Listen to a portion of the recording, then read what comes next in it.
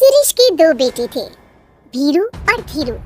वो अपनी आखिरी वक्त में अपने बिस्तर पर था और उसके दोनों बेटे उसके पास आंखों में आंसू लिए बैठे थे।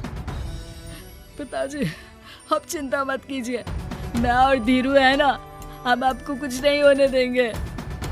हाँ पिताजी, आप बस आराम कीजिए, डॉक्टर अभी आता ही होगा। मेरे बच्चों, मेरा अंतिम समय आ गया है। तुम दोनों मेरी बात ध्यान से सुनो। मैंने वकील से कहकर अपनी जायदाद तुम दोनों में आधी आधी बांट दी है। मेरे जाने के बाद तुम दोनों मिलकर रहना, एक दूसरे के सुख दुख में साथ देना।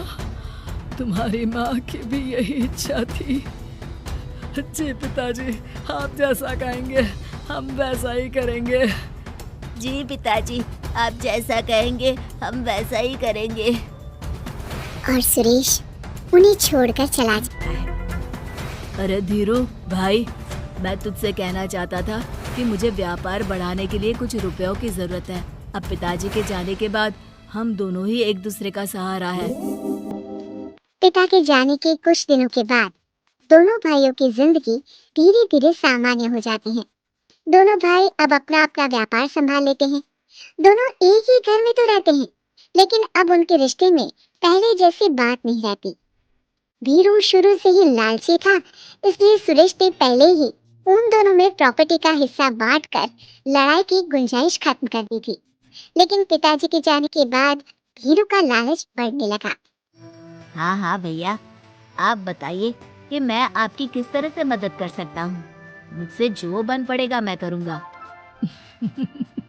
अच्छा तो भाई, तू ना मुझे अपनी गाय दे दे। वैसे भी तू पढ़ा लिखा मॉडर्न लड़का है, भला तू गाय का करेगा क्या? लेकिन इससे मेरी ना बहुत मदद हो जाएगी। ठीक है भैया, आखिर भाई ही तो भाई के काम आता है। आप ले लीजिए मेरी गाय और उसे बेचकर आप उन रुपयों को अपने व्यापार में लगा लेना। बस फिर क्या था, भीरू अपने लालच की वजह से आए दिन भीरू से किसी न किसी बहाने पैसे या कीमती सामान ऐंठता रहता और बेचारा सीधा साधा धीरू उसकी मदद कर दिया करता। इसी तरह 2 साल बीत जाते हैं और दोनों भाई शादी कर लेते हैं। शादी होने के साथ ही अपनी बीवी के कहने पर भीरू अपना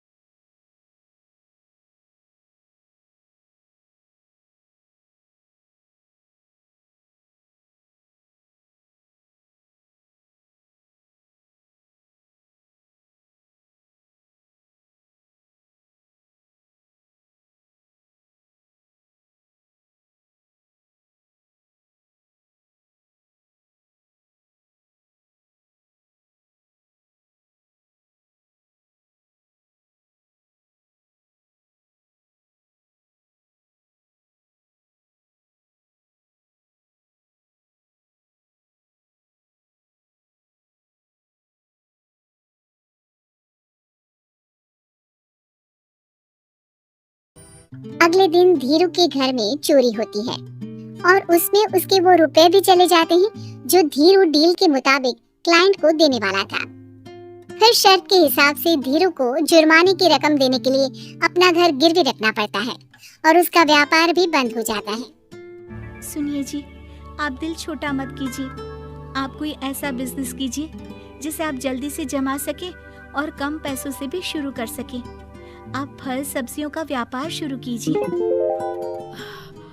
तुम ठीक कहती हो, मैं कल से ही मंडी जाकर सब जानकारी लेकर आता हूँ।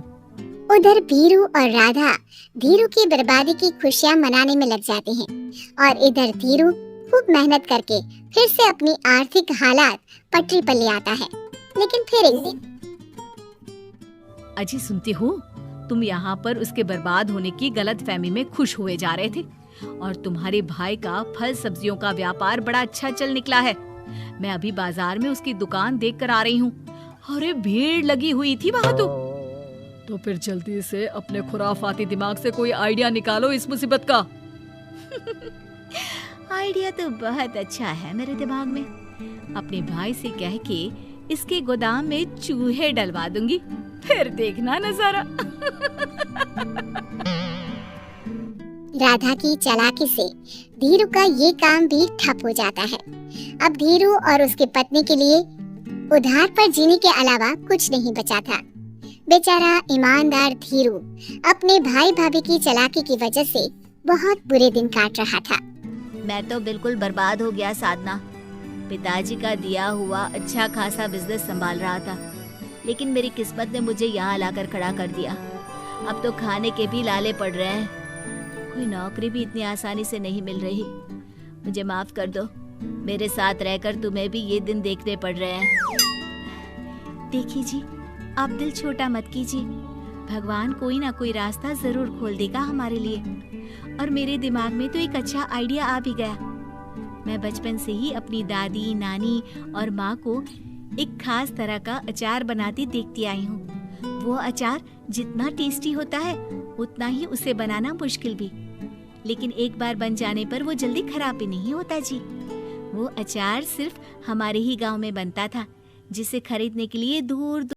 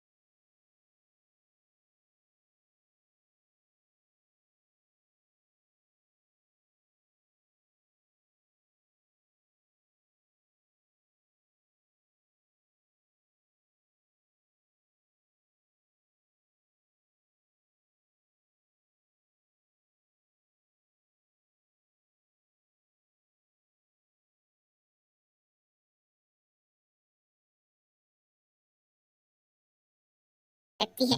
अब देखते ही देखते धीरू साधना ब्रांड अचार आसपास के कई शहरों में मशहूर हो जाता है और धीरू के दिन एक बार फिर बदलते हैं। धीरू के पास अब धीरू से दुगना बड़ा घर, गाड़ी, धन, अचार की कई फैक्ट्रीज और नौकर चाकर होते हैं।